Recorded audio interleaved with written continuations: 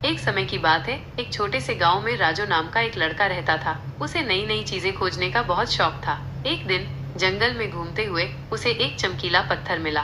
वो पत्थर जादुई था और उसकी छुपी हुई ताकत राजू को नहीं पता थी। राजू पत्थर को अपने घर ले आया और उसे साफ करने लगा। जैसे ही उसने पत्थर को छुआ, उसकी आंखें चमक उठी और उसे एक आवाज सुनाई दी, मैं जादुई पत्थर हूँ, तुम मुझसे कुछ भी मांग सकते हो। राजू बहुत खुश हुआ। उसने सबसे पहले अपने परिवार के लिए ढेर सारा खाना मांगा। पलक झपकते ही उनका घर स्वादिष्ट खाने से भर गया। फिर उसने अपने दोस्तों के लिए खिलौने और मिठाइयाँ मांगी।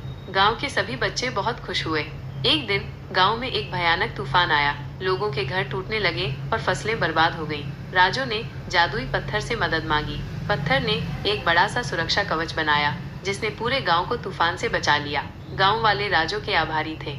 राजू समझ गया कि जादुई पत्थर का इस्तेमाल सिर्फ अपनी इच्छाएं पूरी करने के लिए नहीं, बल्कि दूसरों की मदद करने के लिए भी किया जा सकता है।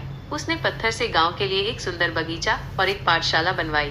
धीरे धीरे राजू एक दयालु और मददगार लड़का बन गया। उसने जादुई पत्थर की शक्ति का सही इस्तेमाल किया और अपने गांव को खुशहाल बना दिया। एक दिन एक बूढ़ा आदमी गांव में आया। उसने राजू को बताया कि जादुई पत्थर को अब आराम की जरूरत है और उसे वापस वहीं ले जाना होगा जहां से वो मिला था।